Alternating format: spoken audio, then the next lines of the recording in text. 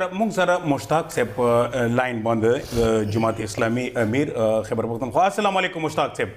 وعلیکم السلام ورحمت الله. مشتاق صاحب سینټ بل پاس کړو چې جوریسډکشن د ایکسټینډ شي د سپریم کورټ او د های کورټ دغه حوالې سره تاسو څه وایي؟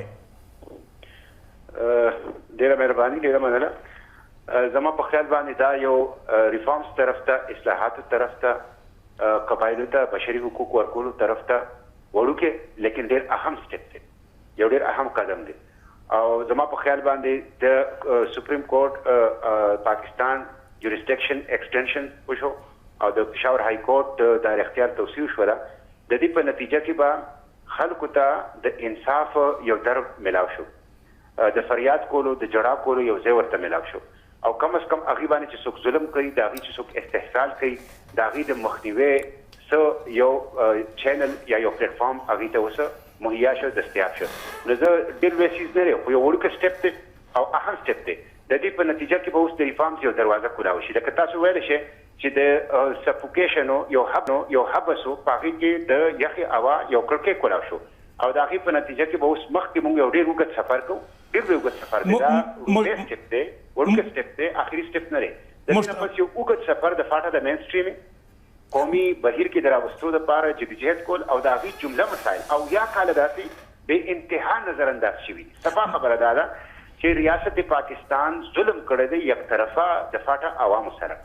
د قومي وسایلو نه هغې محرومه دي، د ترقۍ نه محرومه دي، بشري حقوقو نه محرومه دي، او موږ هغې ته څه ورته صرف دا وایو چې دا بهادر دي، حریت پسند دي، تمغې ورته لګو، فتې ورته لګو او دا القابات ورته ورکو. خو موږ هغې چرې پاکستانیان موږ چرې هغې انسانان نه دي ګڼلي. په دې وجه باندې هغه حقوق چې پاکستانیانو ته په لاهور، کراچۍ، اسلام آباد، پېښور کې حاصل دي، هغه هغې ته ورنه کړه. هغه بشري حقوق چې هغه مطلب دا دی هر باشنده تر پاکستان حاصل دي، هغه هغې غریبانو ته نه حاصل. د تېرو اویا کالو داسې د یو سل شپږ شلي کسانو چې کوم د پولیټیکلۍ او د تحصیلدارۍ او نظام د هغې په غلامۍ کې مو دا 1 کروڑ انسانان ورکړي دي. او پولیټیکل څه شی دی؟ پولیټیکل مسټر ایوریثینګ دی، پولیټیکل د فیصل آباد ګیسټګر دی.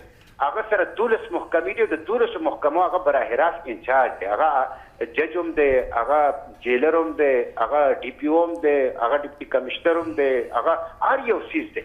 د ظلم یو نظام د دې د ختمېدو دپاره مطلب دا دی چې جهاد کول پکار دي. خو لومبی سټپ راغی. اوس چې څنګه دا دستخط کوي صدر، زه به لومبی پټیشنر یم چې زه به سپریم کورټ ته ځم، های کورټ ته به ځم، او زه به د اف سی آر چیلنج کوم چې دا بشري حقوقو سره. مشتاق صاحب لیاقت بلوچ صاحب کرک کې نیمه ګنټه مخکې پریس کانفرنس کړی چې ایم ایم ای به بحالو او موږ به ټول سره متفق یو. موږ سره دلته 2 نور قبایلي کسان هم ناست دي، مفتي اجاز صاحب دی، جنګریز صاحب دی. نو ایم ایم ای کې خو تاسو بیا چې کوم لږه انساني ظلم چې کیږي یا ریاست پاکستان چې کوم ظلم کوي، دغه کې خو بیا تاسو په کار دی چې ایم ایم ای کې دغه کومه پارټي چې دا خو حمایت کوي، دغه مخالفت کوي د تاسو دغه ورژن هغه سره به ایم ایم ای کې څنګه کوئ تاسو؟ ایم ایم ای چې دا د مختلف سیاسي جماعتونو اتحاد دی، جماعت نه دی، الائنس اف پولیټیکل پارټیز دي.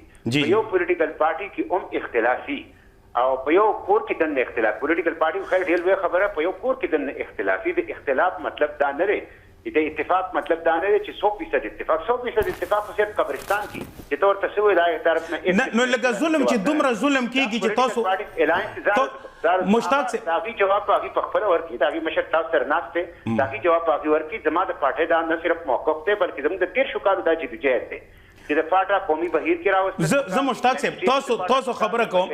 مشتاق صاحب پکار دي، انصاف ورته ورکول پکار دي، قومي وسایلو کې ورته زه وایم.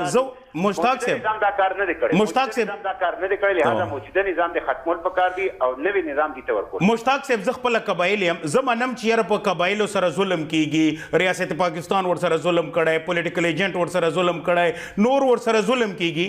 آیا هغه پارټۍ سره تاسو اتحاد ولې کوئ چې دا ظلم مخالفت نه کوي، حمایت یې کوي؟ لکه دغه کې ورسره ملګرتیا کوي، تاسو ورسره ایم ایم ای کې ولې جوړېږئ دغه ځای کې؟ دا پولیټیکل الائنس دی. دې وخت کې مسلم لیگ نون د فاټا ریفارمز لپاره کوشش کوي. د مسلم لیگ نون په حکومت کې جمعیت علماء اسلام په کابینټ ممبرز دي، هغې پکې ناست دي. اتحاد چې یو پارټۍ سره وي نو هغه دا نه چې 100% ایشو باندې اتفاق دی. په ډېرې ایشو هغې سره مسلم لیگ سره اتفاق دی، لهذا په کابینټ کې ناست دي. خو د دې په څه ایشوز یې ورسره اختلاف دی، خو هغه اختلاف په کم ایشوز دی ځکه هغې مطلب دا خپل اتحاد نه خرابوي. دلته چې موږ پي ټي آی سره ناست یو په ډیرو سيزونو ورته زموږ اختلاف دی، خو په ډیرو زیاتو سيزونو ورته اتفاق دی. په دې وجه نظام چلیږي. متحده مجلس عمل کې هم په 90% 95% ایشو باندې اتفاق دی، په 5-6% ایشو باندې اختلاف دی. هغه اختلافي ایشو کې یو ایشو فاټا ده. د فاټا د لپاره د لیاقت بلوچ په سربراهۍ کې د متحده مجلس عمل کمیټه جوړه شوې ده چې هغه په فاټا باندې کوین کی په فاټا باندې یو موقف جوړ کی د متحده مجلس عمل هغه خپل کار کوي. زما یقین دی چې 15-20 ورځې کې به د هغه کمیټه کارکردګي مخې ته راشي.